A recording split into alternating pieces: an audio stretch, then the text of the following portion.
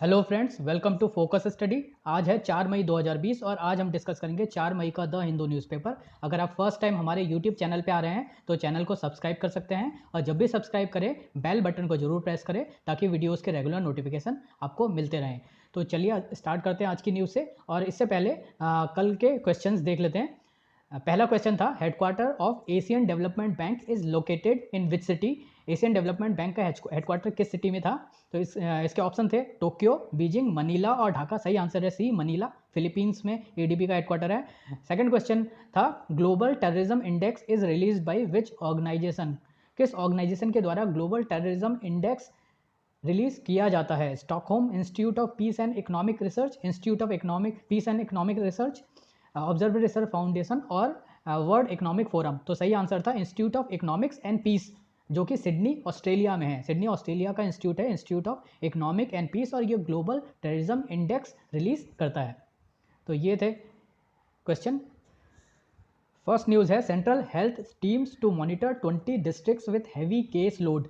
अब कोविड-19 का जो आंकड़ा है इंडिया का, वो 40,000 के मार्क से आगे बढ़ गया है। 40,000 का मार्क इसने क्रॉस कर दिया है और इसके बाद इंडिया उन 16 कंट्रीज़ में आ गया है वर्ल्ड की जिन्होंने 40,000 से ज़्यादा जिसमें केसेस मिले हैं। अब इसके बाद सेंट्रल गवर्नमेंट ने कुछ टीम्स बनाई है एक्सपर्ट्स की, जो भी मेडिकल एक्सपर्ट्स हैं उनकी टीम बनाई गई है, जो कि इंडिया में 20 सबसे ज़्यादा केसेस वाले डिस्ट्रिक्ट्स में जाएगी और वहाँ पर इन्वेस्टिगेशन की जाएगी और किस तरह से इन केसेस को कम किया जा सकता है, इस पर काम करेगी ये एक्सपर्ट टीम।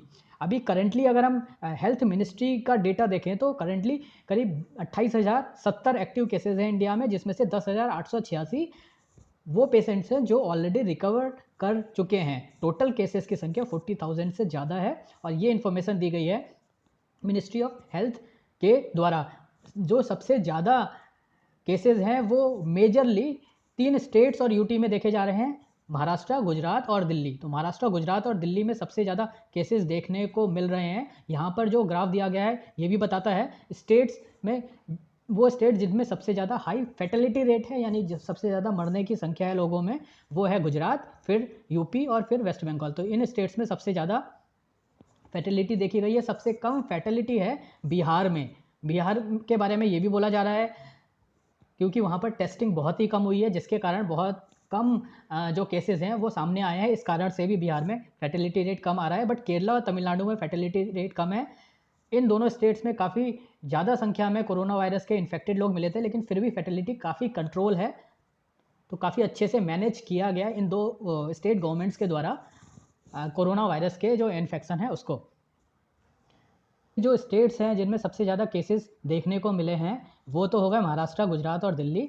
और जो 20 डिस्ट्रिक्ट हैं वो इंडिया के 10 स्टेट्स में हैं जिनमें सबसे ज़्यादा केसेस इन टीम के द्वारा चेक किए जाएंगे। ये टीम है सेंट्रल पब्लिक हेल्थ टीम, जिसमें काफ़ी इंस्टीट्यूट के लोग रहेंगे, जैसे कि national centre for disease control, AIIMS Delhi, JIPMER, all India institute of hygiene and public health officials रहेंगे इस टीम में।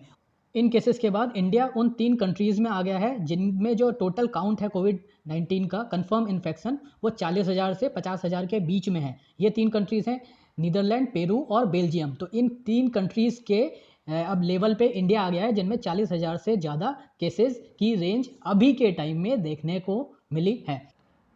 अगर हम करंट का जो काउंट है वो देखें तो इंडिया में टोटल नंबर ऑफ केसेस अभी के टाइम में 42,600 से ज़्यादा हो गए हैं। टोटल नंबर ऑफ डेथ्स 1,300 से ज़्यादा हैं और टोटल रिकवर्ड पर्सन जो हैं वो 11,782 हो चुके हैं। तो ये जो आंकड़ा है ये 42,000 से ज़्यादा क्रॉस कर चुका है। नेक्स्ट न्यूज़ है, इकोनॉमिक रिकवरी में take over a year says CII।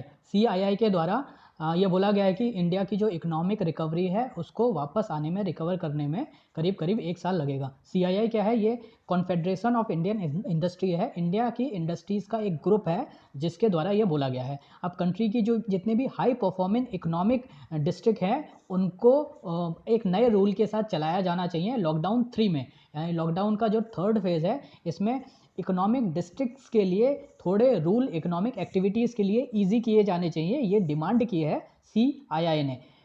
CII ने एक अपना क्लासिफिकेशन दिया है जिसमें इनके द्वारा बोला गया है, इस ऑर्गेनाइजेशन के द्वारा बोला गया है कि जो जोन का क्लासिफिकेशन गवर्नमेंट ऑफ इंडिया के द्वारा किया गया है उनमें करीब 100 से 150 डिस्ट्रिक्ट जो कि इकोनॉमिक वैल्यू सबसे ज़्यादा रखते हैं इंडिया में और जिनका जीडीपी में एक बहुत बड़े लेवल पे कंट्रीब्यूशन है, जिनमें जो इंडस्ट्रीज़ के क्लस्टर हैं वो बहुत ज़्यादा हैं, वहाँ पर रीस्टार्ट करने की ज़रूरत है industrial activities, so that India की जो इकॉनमी है उसको स्टार्ट किया जा सके और कम से कम जो थोड़ी बहुत डिमांड हो रही है उसको कैटर करने के लिए प्रोडक्शन किया जा सके। इवन इफ अगर ऐसे जो डिस्ट्रिक्ट हैं वो अगर कंटेनमेंट जोन में है, लेकिन वो अगर गवर्नमेंट के स्ट्रिंजेंट रूल्स को फॉलो कर रहे हैं, तो गवर्नमेंट को इनको स्टार्ट करना चाहिए क्योंकि इकोनॉमिक एक्टिविटीज़ को रिवाइव करना जरूरी है। अब यहाँ पर एक इंपॉर्टेंट बात बोली गई है सीआईआई के द्वारा कि अगर जो 100% टेस्टिंग की जाए एम्प्लॉयज़ की और हेल्थ प्रोटोकॉल को प्रॉपरली एग्रेसिवली फॉलो किया जाए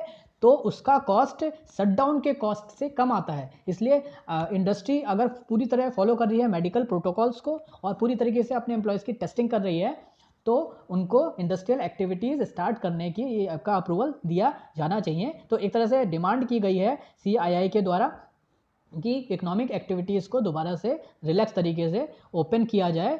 और सीआईआई का ये एक पर्टिकुलर पोल करवाया गया था, एक सर्वे करवाया गया था जिसमें ये बोला है कि ड्यू टू लॉकडाउन और जो इकोनॉमिक एक्टिविटी बहुत ज़्यादा डाउन हुई है उससे करीब हाफ जो कंट्री के सीईओ हैं उनकी जो नौकरी है वो खतरे में है और वो एक तरह से जॉब लॉस फेस कर रहे हैं। तो यहाँ पर ये ग्रुप के बारे में बताया गया 1/2 of 300 odd CEOs anticipate job loss, ऐसा बोला गया है इस सर्वे में। तो यहाँ पर इंपॉर्टेंट है हमारे लिए सीआईआई, इसके बारे में देख लेते हैं। CII confederation of Indian industry है, ये इंडियन इंडस्ट्रीज़ का एक एसोसिएशन है, एक ग्रुप है और non government not for profit organisation है जो कि लीड किया जाता है इंडस्ट्री के द्वारा और मैनेज भी किया जाता है इंडस्ट्री के द्वारा। इसको इस्टेब्लिश किया गया था 1895 में। 9000 से ज़्यादा अभी इसमें मेंबर हैं और ये जो मेंबर हैं ये पब्लिक सेक्टर के भी हैं और प्राइवेट सेक्टर के भी हैं, इंक्लूडिंग जो small and medium enterprises and MNCs, बड़ी कंपनीज़ के भी हैं, मल्टीनेशनल कंपनीज़ के भी मेंबर इसके सदस्य होते हैं और स्मॉल एंड मीडियम एंटरप्राइजेस के लोग भी इसमें मेंबरशिप लेते हैं। करीब 3 लाख से ज़्यादा स्मॉल एंटरप्राइजेस इसके मेंबर हैं। नेशनल और रीजनल सेक्टोरियल इंडस्ट्रियल बॉडीज़ के लोग भी इसके मेंबर हैं। तो काफ़ी बड़ा ऑर्गेनाइजेशन है जो पूरी तरीके से इंडियन इंडस्ट्री को रिप्रेजेंट करता है। सीआईआई का जो मेजर काम है वो गवर्नमेंट को पॉलिसी इशूज़ में इनपुट देने का है, गवर्नमेंट के साथ पॉलिसी इश्यूज़ पे काम करता है और ये एक तरह से इकोनॉमिक पॉलिसी के रिफॉर्म के लिए काम करता है। अगर कुछ इकोनॉमिक पॉलिसीज़ को रिफॉर्म करे जाने की ज़रूरत है या किसी तरह की नई टेक्नोलॉजी आ रही है और अगर गवर्नमेंट ऑफ इंडिया को या किसी भी राज्य सरकार को कोई इनपुट चाहिए होते हैं, कुछ सजेशन चाहिए होते हो, तो उसमें सीआईआई का नाम सबसे पहले आता है। CII played an important role during economic liberalisation in 1991। तो इंडिया में जब भी इकोनॉमिक लिबरलाइजेशन 1991 में हुआ था तो उस समय भी सीआईआई ने बहुत इंपॉर्टेंट रोल प्ले किया था। तो एक तरह से इंडियन इंडस्ट्रीज़ और गवर्नमेंट के बीच में जो निगोशिएशन का काम है और जो गैप को फिल करने की बात है वो सीआईआई के द्वारा की जाती है।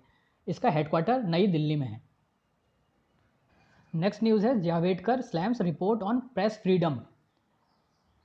वर्ल्ड प्रेस फ्रीडम की एक रिपोर्ट रिलीज़ की जाती है रिपोर्टर्स विदाउट बॉर्डर ऑर्गेनाइजेशन के द्वारा और ये जो रिपोर्ट है वो लास्ट मंथ में पब्लिश की गई थी।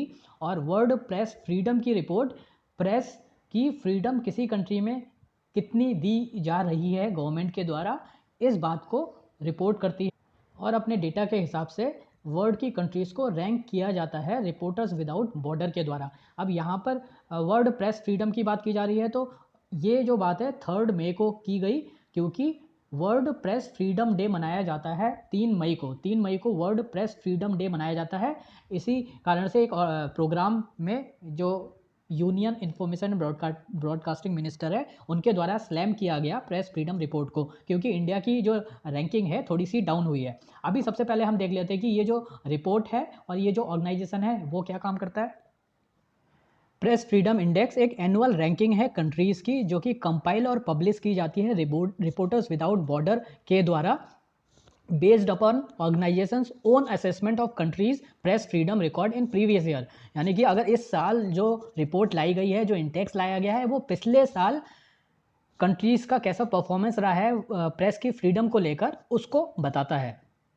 इसका जो इंटेंट है वो डिग्री ऑफ फ्रीडम बताने का है कि किसी कंट्री में जर्नलिस्ट को कितनी फ्रीडम है रिपोर्ट करने के लिए, न्यूज़ ऑर्गेनाइजेशंस को कितनी फ्रीडम है और किसी कंट्री में सिटीजन्स को कितनी फ्रीडम है।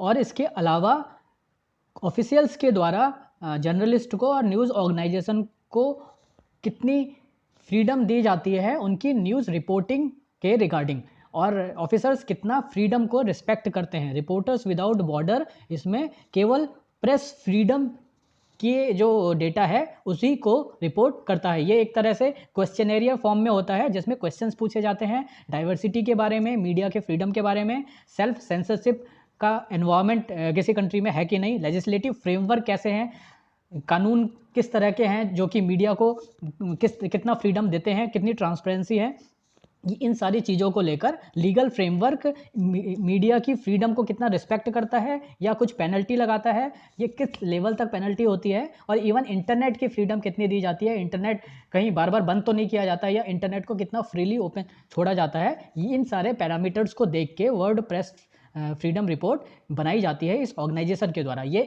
ऑर्गेनाइजेशन इंपॉर्टेंट है, एग्जाम में भी काफ़ी क्वेश्चन इससे पूछे जा चुके हैं पास्ट में। रिपोर्टर्स विदाउट बॉर्डर, इसका जो हेडक्वार्टर है वो फ्रांस में है। ये एक leading international non government and non profit organisation है, एनजीओ की तरह ये काम करता है, नॉन गवर्नमेंटल ऑर्गेनाइजेशन है, नॉन प्रॉफिट ऑर्गेनाइजेशन है, और इसका काम है to safeguard right of freedom of information, यानी कि कंट्रीज़ में इंफॉर्मेशन का फ्लो को कितनी फ्रीडम है उसको सेफगार्ड करने के लिए ये काम करता है।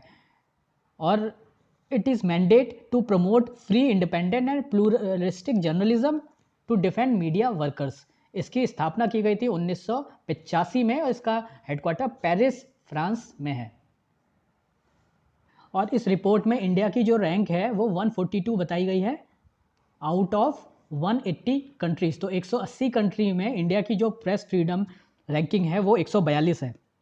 ये सबसे ज़्यादा इंपॉर्टेंट है 142, और ये 2 रैंक गिरी है, यानी कि लास्ट ईयर जो हमारी रैंकिंग थी वो 140 थी और अब ये गिर के 142 पे पहुंच गई है आउट ऑफ 180 कंट्रीज़। और इंडिया की जो नेबरिंग कंट्रीज़ हैं भूटान, नेपाल और श्रीलंका, उनकी रैंकिंग बेटर है इस रिपोर्ट में, और इंडिया की रैंकिंग उनसे काफ़ी नीचे है, 142 है इंडिया की ranking. Scramble for funds as centre titans purse strings. अब यहाँ पर इस आर्टिकल में स्टेट गवर्नमेंट की फाइनेंशियल कंडीशन के बारे में बताया गया है। स्टेट गवर्नमेंट की यहाँ पर स्पेसिफिकली केरला के बारे में बात की गई है। हम जनरली स्टेट्स की बात कर लेते हैं जो फाइनेंशियल कंडीशन स्टेट्स की अभी। तो स्टेट गवर्नमेंट का जो फाइनेंस है उसमें अगर 100% पैसा है तो कुछ सेंटर की तरफ से आता है और कुछ स्टेट गवर्नमेंट खुद से कलेक्ट करती है। जो सेंटर की तरफ से पैसा आना है वो जो पैसा है वो जीएसटी के टर्म्स में भी आता है, और कुछ पैसा सेंट्रल गवर्नमेंट के द्वारा जो ट्रांसलेट है स्टेट गवर्नमेंट को दिया जाता है, डिवॉल्व किया जाता है, वो भी होता है।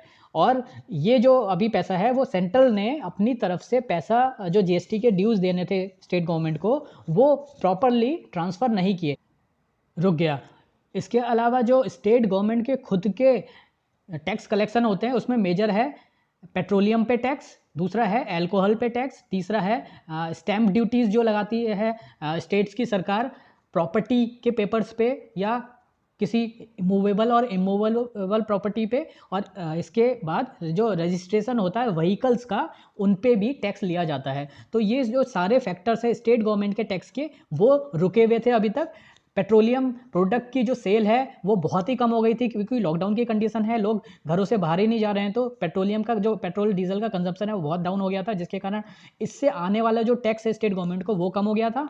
अल्कोहल की सेल बंद थी जिसके कारण अल्कोहल का भी टैक्स नहीं आया। जो प्रॉपर्टी से रिलेटेड वर्क है, जो प्रॉपर्टी परचेज और सेल की जाती है वो लॉकडाउन में बिल्कुल बंद था, जिसके कारण जो स्टैम्प ड्यूटी है वो भी रुकी रही। व्हीकल बिक नहीं रहे हैं तो व्हीकल का जो टैक्स है व्हीकल रजिस्ट्रेशन का वो भी रुक गया। तो स्टेट गवर्नमेंट का 80 to 90% जो टैक्स है वो बिल्कुल ही बंद हो गया था, और सेंट्रल गवर्नमेंट की तरफ से जो जीएसटी का रेवेन्यू आना था वो भी बंद हो गया था क्योंकि जीएसटी लॉकडाउन की वजह से बहुत कम हो गया, और सेंट्रल गवर्नमेंट भी स्टेट गवर्नमेंट को जीएसटी का जो रेवेन्यू है वो नहीं दे पाई।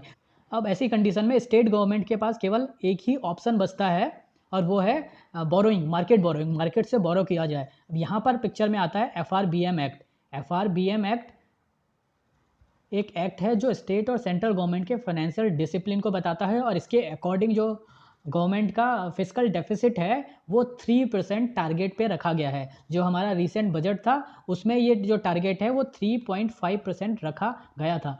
तो मार्केट जब बोरोइंग एक लेवल से ज़्यादा की जाएगी तो ये टारगेट वायलेट हो सकता है। इसी कारण से इस एक्ट में अमेंडमेंट किए जाने की ज़रूरत है, जिससे कि जो स्टेट गवर्नमेंट हैं वो और ज़्यादा जाके लोन मार्केट से ले सकें और अपनी जो फाइनेंशियल कंडीशन है उसको स्ट्रॉन्ग कर सकें। और जैसे ही फाइनेंशियल कंडीशन जो थोड़ी सी इम्प्रूव होती है तो जो कोविड-19 का इकोनॉमिक और सोशल इम्पैक्ट है उसको स्टेट की तरफ से इंडिपेंडेंटली टैकल किया जा सकता है। नेक्स्ट न्यूज़ है air warriors salute brave hearts on the ground.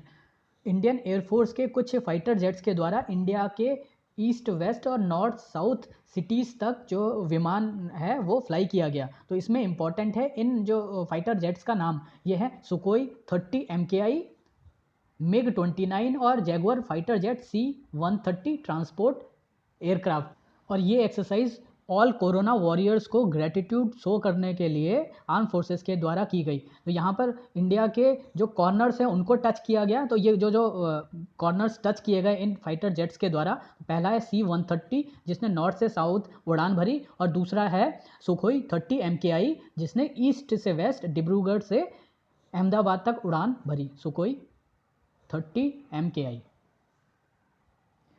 Next news है Tripura groups oppose settlement of Brus. Bru एक ट्राइबल ग्रुप है जो नॉर्थ ईस्ट में रहता है और मेनली ये मिजोरम में पाए जाते हैं। कुछ टाइम पहले गवर्नमेंट ऑफ इंडिया ने त्रिपुरा की गवर्नमेंट के साथ एक एग्रीमेंट किया था जिसमें ब्रू ट्राइबल्स को जो मिजोरम से आए थे त्रिपुरा में उनको रहने के लिए परमानेंट सेटलमेंट प्रोवाइड किया था, जिसका जो अपोज है वहाँ के लोकल ग्रुप के द्वारा किया जा रहा है। तो पहले ब्रूज के बारे में हम समझ लेते हैं। ब्रू जो ट्राइबल ग्रुप है इनको रियांग्स भी कहते हैं। मणिपुर और त्रिपुरा और नॉर्थ ईस्ट के एरिया में ये त्रिपुरा, मिजोरम और साउथ असम में मेनली पाए जाते हैं और सबसे ज़्यादा पॉपुलस ट्राइब्स हैं ये त्रिपुरा की। इनको रियांग्स भी बोला जाता है त्रिपुरा और मणिपुर में। और ये ट्राइब एथनिकली डिफरेंट है मिज़ो से। सो मिज़ोरम में जो ट्राइब्स रहती है उनसे एथनिकली डिफरेंट ट्राइब है, जिसके कारण से ये त्रिपुरा में भाग के आ गए थे और यहाँ पर परमानेंट सेटलमेंट के लिए गवर्नमेंट की तरफ से इनको रेजिडेंट दिया गया था। इनकी जो लैंग्वेज है और डायलेक्ट है वो बिल्कुल डिस्टिंक्ट है मिज़ो से और ये त्रिपुरा स्टेट में 21 शेड्यूल्ड ट्राइब्स में से एक शेड्यूल्ड ट्राइब है ब्रूज। अब ब्रू ट्राइबल्स मिज़ोरम से 1997 में आए थे एज ए रिफ्यूजीज़ और त्रिपुरा में इन्होंने रहना शुरू किया और अब इनको परमानेंट सेटलमेंट दे दिया गया है। ये जो एग्रीमेंट किया गया था अभी रिसेंटली गवर्नमेंट ऑफ इंडिया और त्रिपुरा की गवर्नमेंट के द्वारा, उसके तहत 30,000 ब्रू ट्राइबल्स को परमानेंटली सेटल होने का जो अप्रूवल है वो दिया गया था। और 20 साल के बाद ये कोशिश की गई थी कि जो ब्रू ट्राइब त्रिपुरा में रह रही है इनको एक तरह से परमानेंट सेटलमेंट दिखे, बट अभी ये जो अपोजिशन है वो लोकल अपोजिशन फिर से स्टार्ट हो गया। तो यहाँ पर इंपॉर्टेंट है ब्रू ट्राइब्स। इसके बाद न्यूज़ है 126 lakh tonne of food grain given to states, ऐसा कहना है FCI का। FCI ने ये बोला है कि पिछले एक महीने में इस सारे इंडिया के जो स्टेट्स हैं और यूटीज़ हैं उनको करीब 126 लाख टन का जो फूड ग्रेन है वो दिया गया। तो यहाँ पर ये चार्ट दिया गया है जिसमें सप्लाईज़ काफ़ी इंक्रीज़ की गई पिछले एक महीने में FCI के द्वारा और एक महीने में करीब 2.5 महीने की सप्लाई दी गई है FCI के द्वारा, जिसमें जो राइस है वो 89 लाख टन है। वीट जो दिया गया है वो करीब 37 लाख टन से ज़्यादा है। इसके साथ ही जो टोटल क्वांटिटी पहुंचती है 126 लाख टन।